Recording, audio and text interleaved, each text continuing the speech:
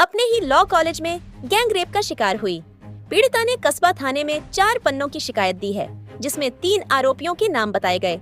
मुख्य आरोपी को जे के रूप में चिन्हित किया गया, जबकि 2 अन्य आरोपियों को एम और पी के नाम के शुरुआती अक्षरों से दर्शाया गया है। प्रीता ने अपनी शिकायत में लिखा है कि वह 25 जून को परीक्षा फॉर्म भरने के लिए कॉलेज गई थी। दोपहर करीब 12:05 पर फॉर्म भरने का काम पूरा हुआ, जिसके बाद वह यूनियन रूम में गई। उसी समय जे वहां आया। सभी को यूनियन रूम में ही रुकने को कहा। जे कॉलेज का पूर्व छात्र है और टीएमसीपीए का प्रमुख भी, जिसके कॉलेज में अच्छे संबंध और प्रभाव भी हैं। लोग उसकी बात मानते हैं। दोपहर के करीब 4 बजे तक कई छात्र वहां से जा चुके थे। वह भी निकलने लगी तो कॉलेज के महासचिव से उसकी बातचीत हुई। फिर वह जे से मिली। जे ने उसे बिस्किट का पैकेट दिया और दोबारा यूनियन रूम में जाने को कहा। प्रीता के अनुसार यूनियन रूम में कुल 7 लोग मौजूद थे। वहां जे ने अपने निजी जीवन की बात शुरू की। कुछ देर के बाद पी ने उसे बाहर बुलाया और वफादारी का सबूत मांगा। इस पर उसने जवाब दिया कि वह उनके प्रति पूरी तरह वफादार है। पीड़िता ने अपनी शिकायत में लिखा है कि वह वापस यूनियन रूम में गए, जहां जे ने पूछा कि क्या पी ने सब कुछ बताया है। मैंने जवाब दिया, हाँ दादा, मैं हमेशा यूनिट के साथ हूँ। इस पर जे ने कहा, नहीं, बस इतना ही नहीं। और फिर उसने मुझे प्रपोज किया। हम दोनों यूनियन रूम से बाहर आए। उसने कहा कि वह मुझे कॉलेज में पहली बार देखने के बाद से पसंद करता था। उसने यह भी कहा कि अपनी गर्लफ्रेंड के बाद वह मुझसे सबसे ज्यादा प्यार करता है और शादी का प्रस्ताव दिया, जिससे मैंने यह कहकर ठुकरा दिया कि मेरा बॉयफ्रेंड है। पीड़िता ने पत्र में लिखा कि उसने जे को नहीं छोड़ा और दोनों थोड़ी देर के बाद बात कर वापस यूनियन रूम में लौट आए। उस समय माहौल सामान्य था। शाम के करीबन 6:10 पर अन्य छात्र वहां से घर जाने लगे। वह भी निकलने लगी, लेकिन जे ने उसे थोड़ी देर रुकने को कहा। शाम के करीबन 7:30 पर जब वह जाने लगी तो जे ने फिर रोका। आंखों के इशारे से पीएमएम को बाहर भेज दिया। उनके बाहर जाते ही यूनियन रूम का दरवाजा बाहर से बंद कर दिया गया। इसके बाद जे ने उसे वॉशरूम की ओर खींचा और शारीरिक संबंध बनाने के लिए मजबूर किया। पीड़िता ने अपने पत्र में लिखा कि वह लगातार ना कहती रही, रोती रही, आरोपी को रोकती रही और जाने देने की मिन्नतें करती रही, लेकिन जे ने उसकी एक ना सुनी और लगातार शारीरिक संबंध बनाने के लिए मजबूर करता रहा। वह डर गई और उसे पैनिक अटैक आ गया। सांस लेने में तकलीफ होने लगी।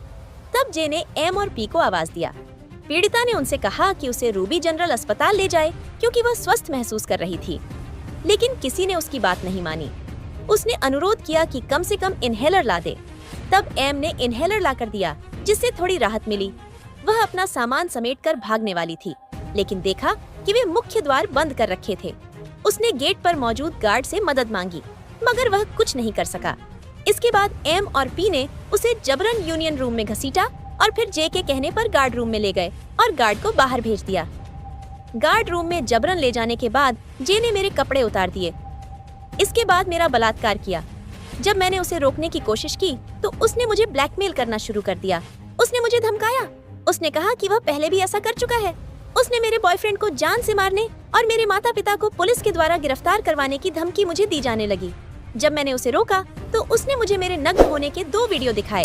कहा कि यह वीडियो सबको दिखा देगा। पीड़िता ने लिखा कि जब जे उसका रेप कर रहा था तब एम और पी वहीं खड़े होकर सब कुछ देख रहे थे।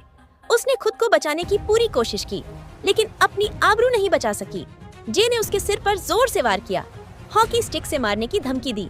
लगातार संघर्ष करते करते वह थक गई और कमजोर महसूस करने लगी। अंत में जी ने उसका बलात्कार किया और वहां से चला गया। रात 10:50 पर वह किसी तरह कमरे से बाहर निकल पाई, लेकिन जाते जाते जी ने उसे धमकाया कि वह किसी को कुछ न बताए। पीड़िता ने लिखा कि उसका फोन एम के पास था, जिसे लेकर उसने कॉलेज से निकलने के बाद अपने पिता को कॉल किया, सब कुछ बताया। हालांकि वह पुलिस के पास जाने से डर रही थी, क्योंकि उसे जे की ताकत का डर था। लेकिन 26 जून को उसने हिम्मत जुटाकर शिकायत दर्ज कराने का फैसला किया। उसने कहा कि एक कानून की छात्रा होते हुए भी आज वह खुद पीड़िता है और उसे न्याय चाहिए। साथ ही तीनों आरोपियों के खिलाफ तत्काल कार्यवाही की उसने मांग की। एक दर्दनाक कहानी कोलकाता में एक बार फिर से देखने को मिली, जिसने सबको झकझोर कर रख दिया। पुलिस जांच कर रही है। आरोपियों को किसी भी हाल में बख्शा नहीं जाएगा। तो ये थी आज की बड़ी और जरूरी खबरें। वेब इंडिया न्यूज पर हम आपको देते हैं हर खबर की पूरी सच्चाई, तेज, सटीक और बेखौफ।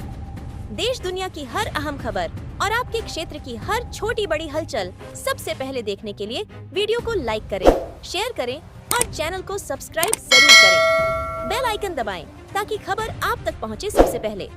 वेब इंडिया न्यूज, क्योंकि यहाँ खबरें नहीं हकीकत दिखाई जाती है। आप देख रहे हैं वेब इंडिया न्यूज, आपकी आवाज आपके साथ। आप भी बनेंगे करोड़पति। जी हाँ, अब आपका भी सपना होगा साकार। जी हाँ, अब आपके शहर रामनगर में खुल गया है परफेक्ट इंटरप्राइजेस, जहां आपको म्यूचुअल फंड, शेयर मार्केट की दी जाती है विशेष प्रकार से सुझाव।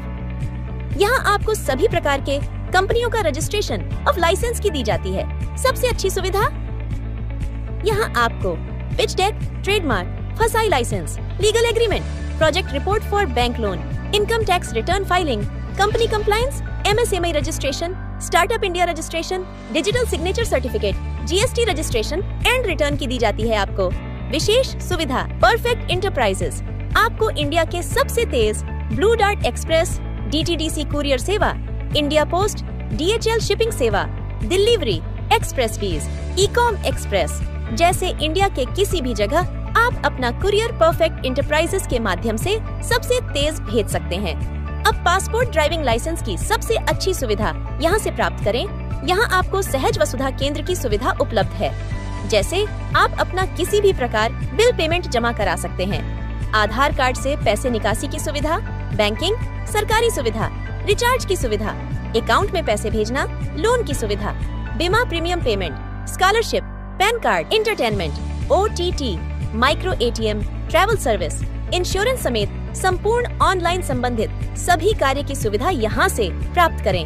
परफेक्ट इंटरप्राइजेस का पूरा पता है HDFC बैंक कैंपस हरिनगर, पश्चिमी चंपारण, बिहार, जिसके प्रोपराइटर है असद खान, जिनका मोबाइल नंबर 7319975603